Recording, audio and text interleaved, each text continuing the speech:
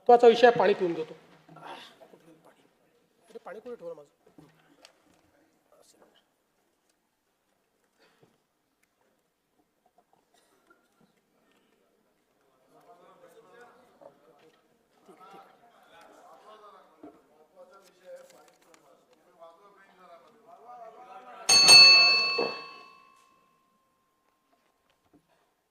आम्ही राज्यातील शेतकऱ्यांसाठी कर्जमाफी योजना राबविण्याचे आश्वासन दिले होते. त्याकरिता समिती गठीत केली आहे. राज्यातील 30 सप्टेंबर 2025 रोजी पीक कर्ज थकीत असणाऱ्या पात्र शेतकऱ्यांना 2 लाख रुपयापर्यंत कर्जमाफी देणारी पुण्यश्लोक अहिल्यादेवी होळकर शेतकरी कर्जमाफी योजना मी आज जाहीर करीत आहे. नानाभाऊ, राज्यातील ऐकायचं एक मिनिट. राज्यातील 30 सप्टेंबर 2025 रोजी पीक कर्ज थकीत असणाऱ्या पात्र शेतकऱ्यांना 2 लाख रुपयापर्यंत कर्जमाफी देणारी पुण्यश्लोक अहिल्यादेवी होळकर शेतकरी कर्जमाफी योजना मी आज जाहीर करत आहे. जे शेतकरी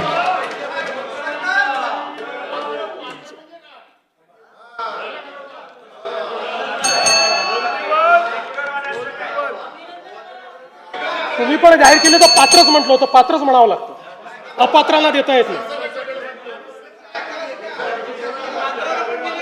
ऐका पुढे, अजून संपलं नाही आहे. अरे अजून संपलं नाही, थांबा रे बाबा, शांत बसा, शांत बसा.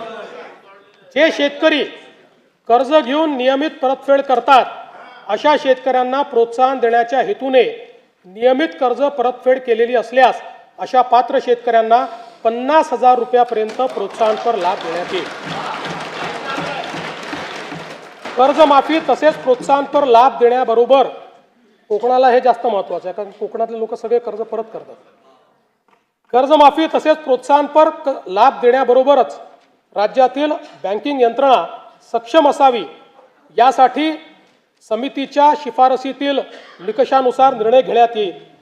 शेतकरी वारंवार कर्जबाजारी न होता त्याला कायमस्वरूपी कर्जमुक्त करण्याचा शासनाचा संकल्प असून याबाबत समितीच्या शिफारसी अनुसार दीर्घकालीन उपाययोजना करण्यात येत आहेत. अनुसूचित जाती घटकांच्या सर्वांगीण विकासासाठी राजश्री शाहू महाराज शिष्यवृत्ती योजना, विद्यार्थी वसतिगृहे, भारतरत्न डॉक्टर बाबासाहेब आंबेडकर कृषी स्वावलंबन योजना, लोक साहित्यरत्न लोकशाहीर अण्णाभाऊ साठे नागरी वस्ती सुधार योजना इत्यादी योजना राबविण्यात येत आहेत. महात्मा फुले मागासवर्गीय विकास महामंडळ, साहित्यरत्न लोकशाहीर अण्णाभाऊ साठे विकास महामंडळ, संत रोहिदास चर्मोद्योग आणि चर्मकार विकास महामंडळाद्वारे अनेक योजना राबविण्यात येत आहेत. सन 2026-27 मध्ये अनुसूचित जाती घटक कार्यक्रमाअंतर्गत 23,150 कोटी रुपये इतका नियतव्यय प्रस्तावित आहे. माननीय सर्वोच्च न्यायालयाच्या आदेशानुसार राज्यातील अनुसूचित जातींच्या आरक्षणाचे उपवर्गीकरण करण्याकरिता प्रारूप आराखडा करण्याच्या दृष्टीने समिती गठीत करण्यात आली आहे.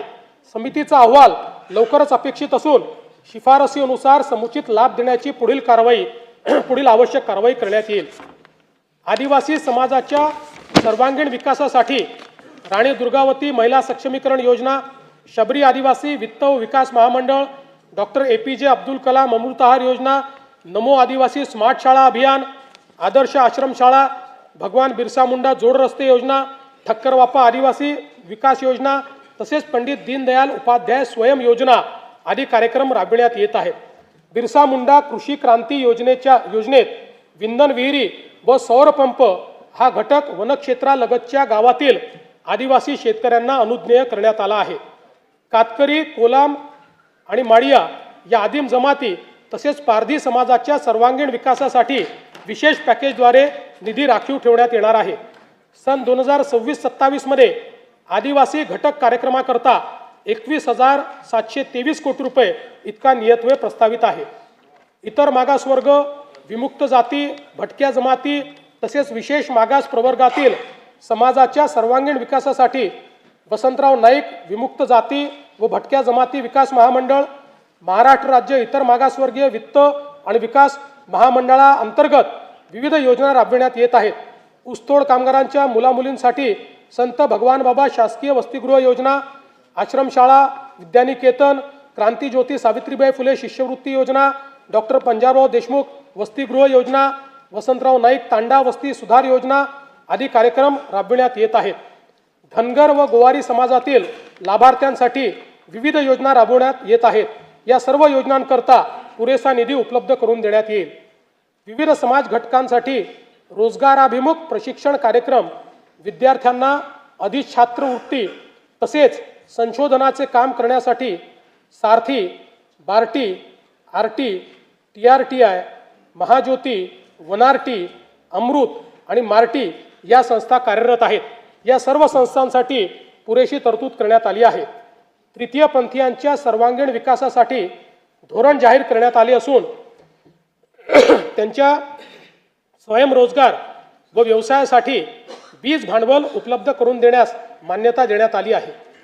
दिव्यांग व्यक्तींना गुणवत्तापूर्ण व्यावसायिक कौशल्य प्रशिक्षण देऊन रोजगारक्षम करण्याकरता व स्वावलंबन वाढवण्यासाठी राज्यात 36 कौशल्य विकास व उद्योजकता विकास केंद्रे स्थापन करण्यात येणार असून तसेच दिव्यांग लाभार्थ्यांना देण्यात येणारे अर्थसहाय्य यापूर्वीच महिना 1,500 वरून 2,500 रुपयापर्यंत करण्यात आले आहे.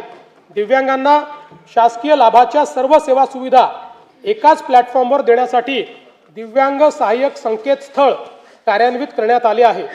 दिव्यांगांकरता जिल्हा वार्षिक योजनेअंतर्गत 1% निधी राखून ठेवण्याकरिता निकष निश्चित करण्यात आले आहेत. केंद्र शासनाने जुने सर्व कामगार कायदे पुनर्रचित करून 4 नवीन कामगार संहिता अंमलात आणल्या आहेत. राज्यातील कामगारांचे हित जोपासण्याकरता या कामगार संहितांची राज्यात प्रभावीपणे अंमलबजावणी करण्यात येईल. राज्याच्या संतुलित, सर्वांगीण व गतिमान विकासासाठी आकांक्षित जिल्हा व आकांक्षित तालुका कार्यक्रमाचा राज्य योजनेअंतर्गत विस्तार करण्यात येत आहे. सध्याच्या गडचिरोली, नंदुरबार, धाराशिव व वाशिम या आकांक्षित जिल्ह्यांसोबत हिंगोली, जालना, पालघर, बीड व धुळे आणि परभणी या 6 नवीन आकांक्षित जिल्ह्यांचा समावेश करण्यात येईल. या 10 जिल्ह्यातील 77 तालुके तसेच उर्वरित जिल्ह्यातील 100 आकांक्षित तालुक्यांचा गतिमान विकास करण्यात येणार आहे. सिंधुदुर्ग व रत्नागिरी या दोन जिल्ह्यांच्या सर्वांकष विकासासाठी सिंधुरत्न समृद्धी योजना सन 2024-25 पर्यंत 3 वर्षासाठी राबविण्यात आली होती. पुढील 3 वर्षाकरता सिंधुरत्न समृद्ध योजना 2.0 प्रस्तावित करण्यात येत आहे. कोकण विभागातील साकव बांधणी व दुरुस्तीसाठी विशेष कार्यक्रम हाती घेण्यात येईल. येणाऱ्या 8 मार्च रोजीच्या जागतिक महिला दिनानिमित्त राज्यातील सर्व लाडक्या बहिणींना मी शुभेच्छा देतो. मुख्यमंत्री माझी लाडकी बहीण ही योजना अशीच सुरू राहणार आहे व या योजनेकरता आवश्यक ती भरीव तरतूद करण्यात आलेली आहे.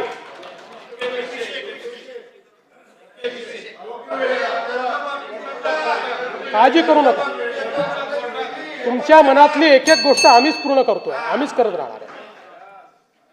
फक्त कोर्टात जाऊ नका, योजनेच्या विरुद्ध कोर्टात जाऊ नका.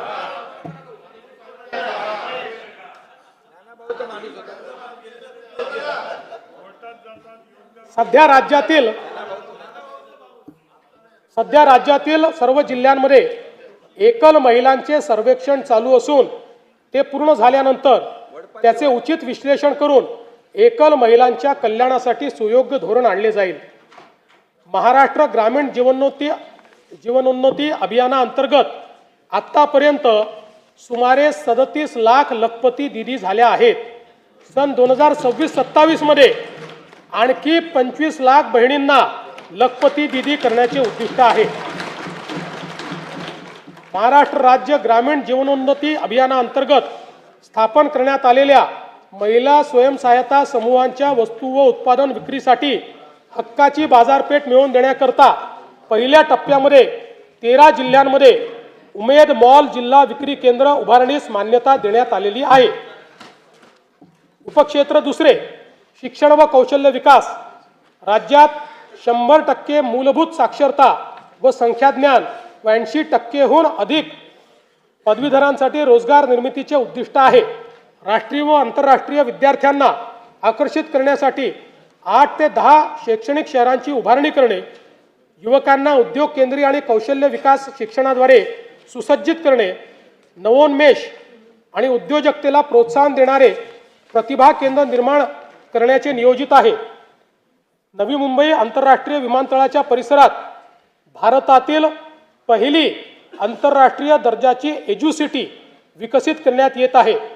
यामध्ये USA, UK, ऑस्ट्रेलिया व इटली या देशातील 6 आंतरराष्ट्रीय विद्यापीठांशी सामंजस्य करार करण्यात आले आहेत. या सर्व विद्यापीठांचे अभ्यासक्रम याच वर्षी सुरू होणार असून या उपक्रमांमुळे राज्यात राष्ट्रीय व आंतरराष्ट्रीय विद्यार्थी ज्ञानार्जना करता येतील.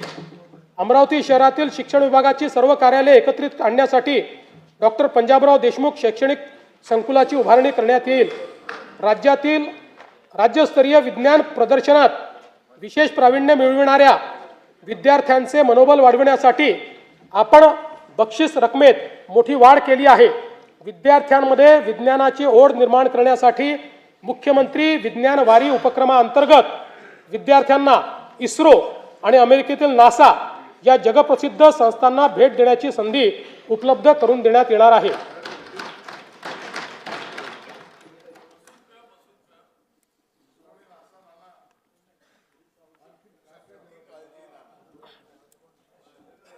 जागतिक बँकेच्या सहकार्याने आपण दक्ष हा महत्त्वाकांक्षी प्रकल्प राबवत असून या अंतर्गत Mahima Maharashtra agency for holistic international mobility and advancement या संस्थेची स्थापना केली जाईल. या माध्यमातून आपल्या तरुणांना परदेशातील नोकऱ्यांसाठी आवश्यक भाषा, कौशल्य प्रशिक्षण आणि आर्थिक मार्गदर्शन दिले जाईल. राज्यातील समुपदेशन सेवांचा विस्तार व अधिक संघटित व्यवस्था निर्माण करण्यासाठी 36 नवदिशा केंद्रे स्थापन करण्यात येतील. मला सांगताना अभिमान वाटतो की केंद्र सरकारच्या आकडेवारीनुसार महाराष्ट्र आज देशाचे स्टार्टअप कॅपिटल ठरले आहे.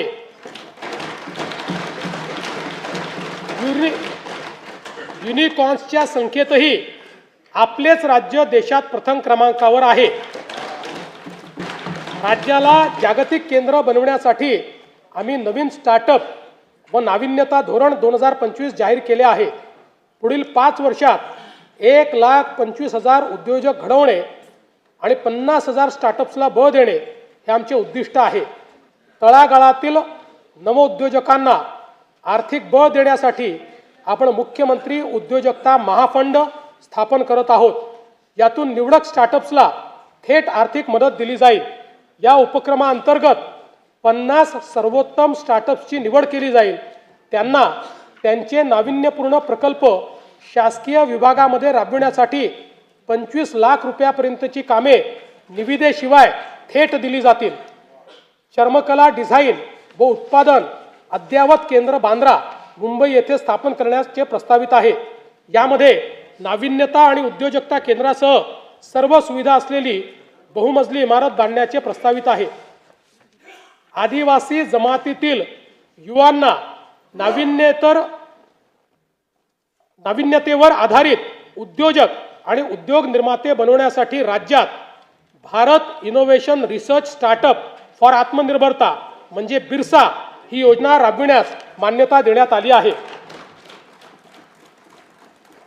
उपक्षेत्र 3 आरोग्य सर्व स्तरावरील नागरिकांसाठी सुलभ, किफायतशीर व गुणवत्तापूर्ण आरोग्य सेवेची सुनिश्चिती करणे व त्याद्वारे राज्यातील नागरिकांचे सरासरी आयुर्मान वाढविणे यासाठी आरोग्य सेवांचा विस्तार करून ती शेवटच्या टप्प्यापर्यंत सर्व नागरिकांना पोहोचवण्याचे उद्दिष्ट आहे. विशेषज्ञ आरोग्य सेवा आणि संशोधनासाठी परिसंस्था म्हणून मेडिसिटीज स्थापन करण्याचे उद्दिष्ट आहे. प्राथमिक, द्वितीयक आणि तृतीयक आरोग्य सेवांचा विस्तार करण्याचे नियोजन आहे.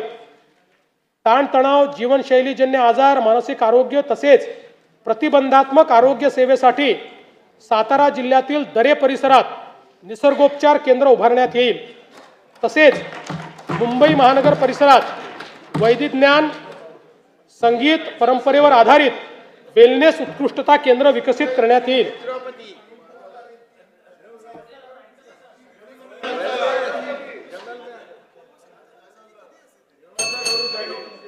तुम्ही भेट द्यायला या म्हणजे तुम्हाला समजेल. कर्करोग, मधुमेह व हृदयविकार यासारख्या आजारांचे लवकर निदान करण्याकरता एशियाई विकास बँकेच्या सहाय्यतेतून ग्रामीण भागात दरवर्षी तपासणी मोहीम राबवण्यासाठी 4,500 कोटी रुपये किमतीची प्रगती योजना प्रस्तावित आहे.